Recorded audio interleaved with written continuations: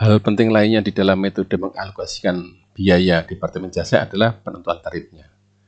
Bagaimana menentukan tarif untuk mengalokasikan biaya Departemen Jasa? Yang pertama adalah menggunakan metode single rate. Di dalam single rate method, allocates cost in each cost pool service department, mengalokasikan biaya-biaya di dalam setiap cost pool atau Departemen Jasa to cost object atau production department using the same rate per unit of a single allocation basic. Jadi menggunakan satu rate atau satu tarif per unit yang sama untuk setiap dasar pengalokasiannya. Di sini dinilai no distinction is made between fixed and variable cost in this method. Jadi di dalam metode ini tidak ada pembedaan antara biaya-biaya variabel dan biaya-biaya tetapnya. Tidak ada pembedaan antara biaya tetap, overhead tetap, dan biaya overhead variabel. Yang kedua adalah dual rate method. Di sini metode ini segregates cost within each cost pool, memisahkan atau membagi biaya-biaya di dalam setiap cost pool atau into two segments, menjadi dua segmen, menjadi dua bagian. Jadi a variable cost pool and a fixed cost pool. Jadi dibagi menjadi biaya variabel dan biaya tetap. Each pool uses a different cost allocation base. Jadi setiap pool tadi menggunakan dasar alokasi yang berbeda. Jadi variable cost dan fixed cost ini dasar alokasinya akan berbeda. Kemudian di antara kedua metode itu, single rate method dan dual rate method, apa perbedaan atau apa keuntungan dan kerugiannya?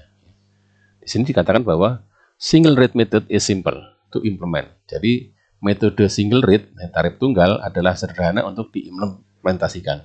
But treats fixed cost in a manner similar to variable cost. Tetapi dia memperlakukan biaya tetap dengan cara yang sama dengan biaya variabel. Dianggap sama antara fixed dan variabel. Sedangkan dual rate method atau metode tarif ganda memperlakukan fixed and variable cost more realistically. Dia memperlakukan biaya tetap dan biaya variabel lebih realistik. Tetapi ini akan lebih kompleks atau lebih rumit untuk diimplementasikan. Dasar alokasi biayanya. Under either method, baik menggunakan single rate maupun dual rate, allocation of support costs can be based on one of the three following scenarios. Alokasi dari biaya-biaya pendukung itu dapat didasarkan kepada 3 skenario berikut ini. Yang pertama adalah menggunakan budget overhead rate and budgeted hours. Pakai tarifnya tarif budget dan jamnya jam budget. Atau menggunakan budgeted overhead rate and actual hours. Menggunakan tarifnya tarif budget tetapi menggunakan jam yang actual. Atau yang ketiga bisa juga menggunakan actual overhead rate and actual hours. Jadi menggunakan tarif-tarif yang actual dan jam yang actual. Di antara pemilihan antara actual dan budget itu kelebihannya adalah budgeted is known at the beginning of the period. Jadi kita menggunakan budget, baik itu tarif maupun jam, itu bisa diketahui di awal dari periode. While actual will not be known with a certainty until the end of the period. Sementara actual, baik tarif actual maupun tarif jamnya, tidak akan dapat diketahui dengan pasti sampai di akhir periode. Berikut ini adalah contoh dari penghitungan atau penetapan single rate dan dual rate. Dicontohkan atau diilustrasikan satu pabrik dengan kapasitas praktikalnya terpasangnya 4.000 jam. Fixed cost of the material management department in the 3.000 labor hours to 4.000 labor hours relevant ring is 144.000. Jadi biaya tetap atau fixed cost di dalam departemen material management dalam relevant ring 3.000 sampai 4.000 jam kerja labor adalah 144.000. Jadi di sini berarti diartikan bahwa untuk penggunaan jam kerja antara 3.000 sampai 4.000 maka fixed cost-nya adalah 144.000. Budgeted usage atau quantity in labor hours, anggaran atau budget dari jam kerja labornya. Machining departemen dianggarkan 800 jam, assembly departemen dianggarkan 2.800 jam. sehingga totalnya adalah 3.600 jam.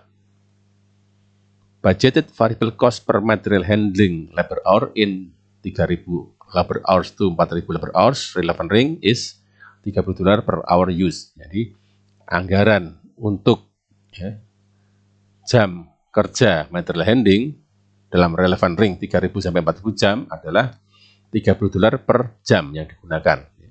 Sedangkan di sini ada data actual usage in 2013 in labor hours. Jadi penggunaan jam kerja labor di tahun 2013 adalah machining departemen 1.200 jam, assembly departemen 2.400 jam, dan totalnya 3.600 jam. Sekarang kita akan menghitung berapa tarif untuk pembebanan ke masing-masing departemen. Di sini kita gunakan dasar alokasinya adalah demand for atau usage of material handling service. Jadi dasarnya adalah penggunaan dari jasa pengelolaan material. Kita pakai single rate method. Pertama kita ketahui bahwa budgetnya adalah 3.600. Kemudian kita hitung budgeted total cost pool-nya, jadi total cost-nya adalah fixed cost ditambah variable cost. Fixed cost-nya adalah 140.000 ditambah variabelnya adalah budget 3.600 dikalikan $30 per jam. Sehingga diperoleh total cost-nya adalah 252.000 US dollar. Kemudian kita hitung tarif per jamnya, sehingga budgeted total rate per hour-nya adalah 252.000 dibagi dengan 3.600 pemakaian jam yang dibudgetkan, atau kita dapatkan $70 per jam yang digunakan. Ya, sehingga alokasi tarif yang digunakan untuk mengalokasikan biaya ke machining departemen adalah $70 per jam yang digunakan, dan alokasi atau tarif alokasi untuk departemen assembly adalah $70 per jam yang digunakan. Sama. Sehingga alokasinya adalah sebagai berikut. Biaya ini akan dibebankan ke machining departemen $70 tarifnya dikalikan actualnya berapa? 1.200 di sini ya. Jadi 70 dikali 1.200 adalah 84.000. Sedangkan untuk departemen assembly adalah $70 tarifnya dikalikan actualnya 2.400, sehingga didapatkan beban yang harus dialokasikan ke assembly departemen adalah 168.000 US dollar. Selanjutnya, bagaimana kalau kita menggunakan dual rate method? Di sini kita gunakan ilustrasi yang sama, dasar alokasi pun sama, yaitu penggunaan jasa material handling, namun kita pakai dual rate. The cost allocated to the machining department would be as follow. Jadi biaya yang akan dialokasikan kepada machining department adalah sebagai berikut. Fixed cost-nya adalah $40 per jam dikalikan 800 budget. $40 ini adalah kita peroleh dari total fixed cost dalam relevant range kita bagi dengan 3.600 yang dibudgetkan. Jadi ada 40. Jadi tarif fixed cost-nya adalah $40 dikalikan budgetnya 800 adalah 32.000 US dollar. Kemudian variabelnya adalah 30, namun $30 per jam dikalikan actualnya adalah 1.200, jadi ketemu 36.000. Sehingga total cost yang dibebankan adalah 68.000 US dollar. Ya, sedangkan biaya yang dialokasikan ke assembly departemen akan dihitung sebagai berikut.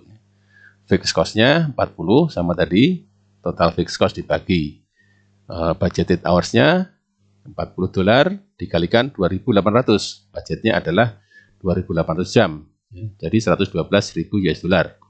Sedangkan variabelnya adalah $30 dikalikan 2.400, actual jamnya diperoleh 72.000 US dollar. Sehingga total cost-nya adalah 184.000 US dollar.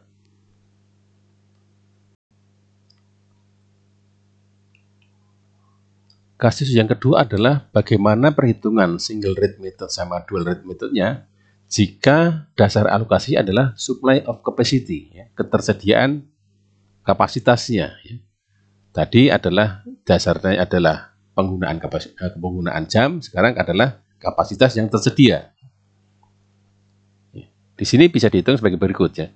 budgeted fixed cost rate per hours-nya, ya, tarif fixed cost per jamnya yang dibudgetkan adalah 140.000 dibagi 4.000 jam.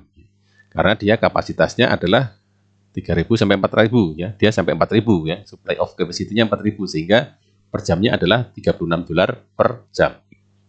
Kemudian budgeted variable cost per hours-nya, kemudian tarif biaya variabel per jamnya adalah $30 per jam, sama, ya.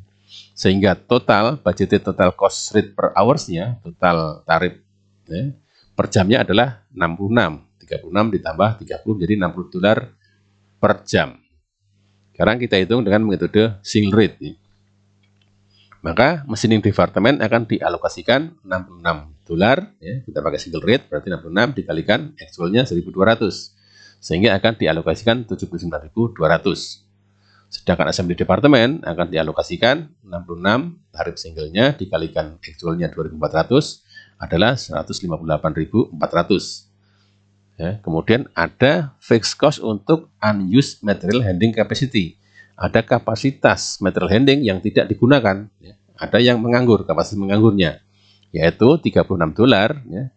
Tarifnya $36 dikalikan 400. 400 ini adalah kapasitas 4.000, ternyata cuma dipakai 3.600. Jadi ada 400 yang menganggur. Ada kapasitas menganggur sejumlah 400 jam, sehingga kalau dicarikan dengan tarifnya adalah $14.400.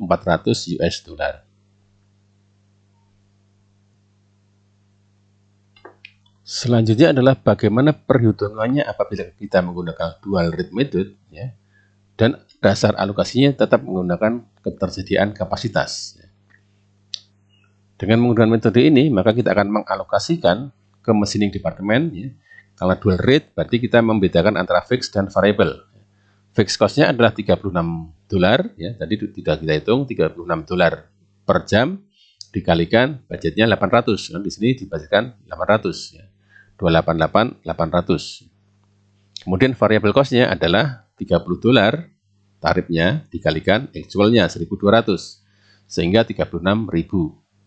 Totalnya adalah 64.800. Inilah adalah biaya yang dialokasikan ke machining department.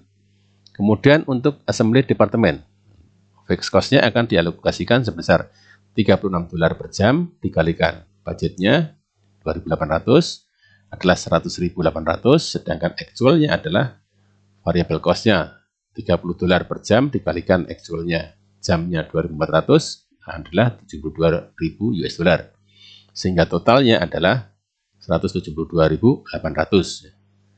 Dan terakhir kita menghitung fixed cost untuk unused material handling capacity. Ada kapasitas menganggur, kapasitas handling capacity yang tidak digunakan.